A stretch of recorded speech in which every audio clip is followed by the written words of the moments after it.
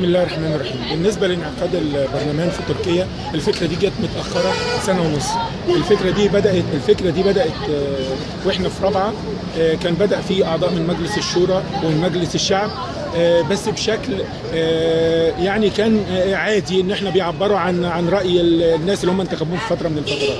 الموضوع ده لو اتفعل يبدا يشوفوا حتى الناس اللي مش مؤيدين تحالف دعم الشرعيه من التيارات الاخرى. احنا عايزين نشوف ايه رايهم او ايه الحاجات اللي احنا محتاجينها الفتره اللي جايه في صوره قوانين تفعل الحراك وتفعل مطالب الثوره عموما ومطالبنا احنا كحراك اسلامي خصوصا. الحاجات دي هتفرق في ايه؟ ان الكلام ما يبقاش مقصور على فعاليات ومسيرات.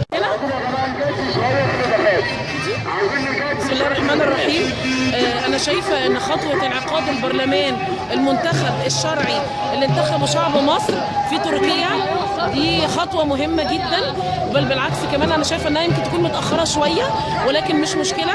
أنا شايفة أنها بتوصل رسالتين، رسالة للخارج ورسالة للداخل. رسالة للخارج أنها بتوضح بتأكد فكرة أنه البرلمان